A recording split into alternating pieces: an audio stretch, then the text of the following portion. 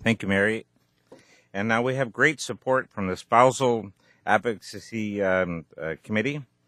These are individuals from across the country that have gathered together, starting with Nancy Goodman in Vancouver Island. And these are a group of people from the General Public Service who are supportive of this initiative.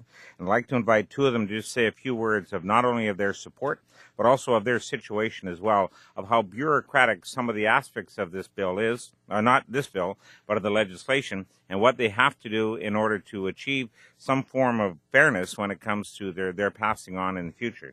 So first of all, I'd like to invite Mr. Fred Christie, please.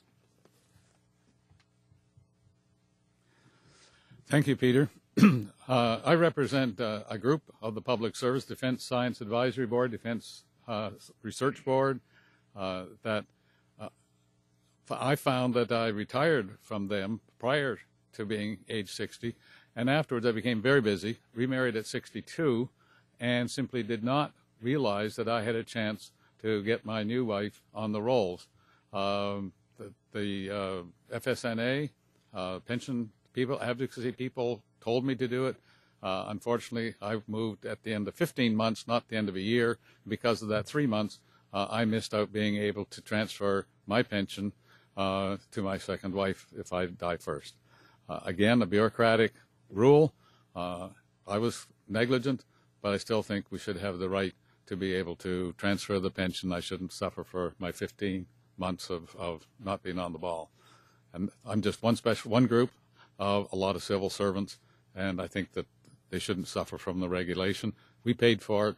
We should be able to use it. Thank you. And just to correct myself, it's actually the Spousal Pensions Advisory Committee, to be completely frank with you. And now we'd like to invite Mr. Wilfred Cluett to say a few words as well. Thank you.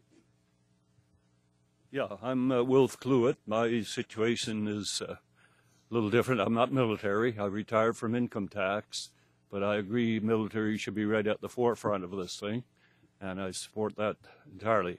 In my situation, I retired in 1992, prior to reaching age 60, and I had been divorced from my wife at that time, and we had 3 kids who were all doing quite well in the workforce here in Ontario.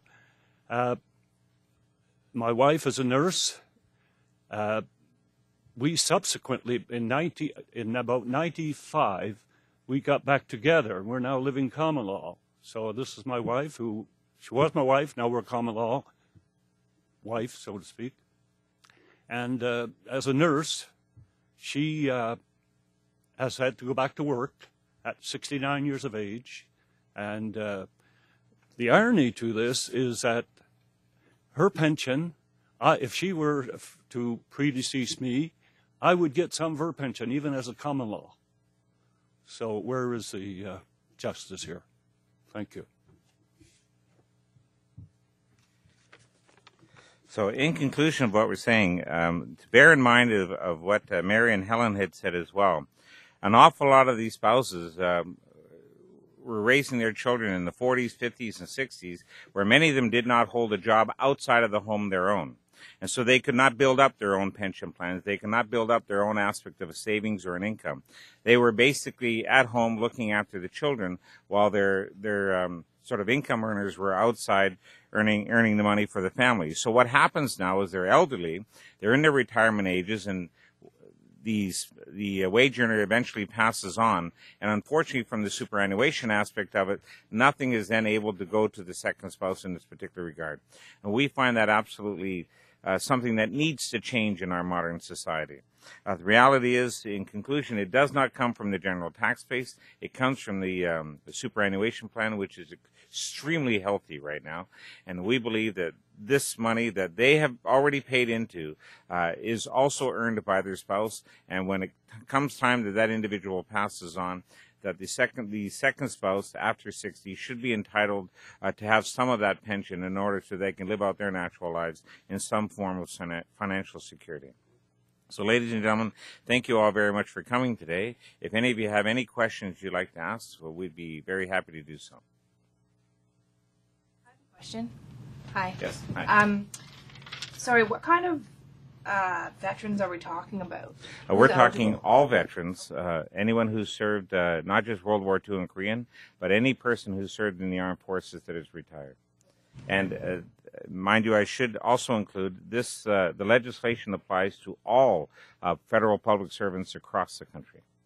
Is that what you're arguing today about? Well, I'm arguing for, because the bill specifically states for veterans, we always wanted to encourage government to look at one small component of the public service, in this case veterans, in order to move it forward. And we were under the belief that if we were successful with this group, we would then encourage all other groups to move forward as well.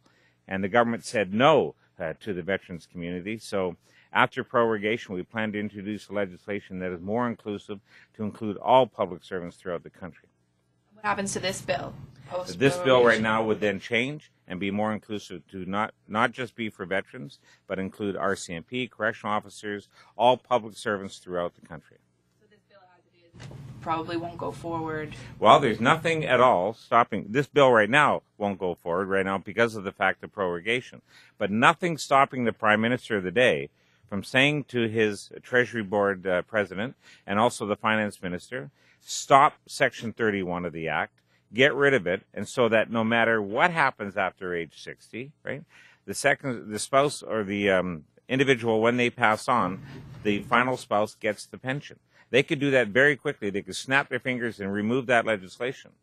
And so we're encouraging the government to do so.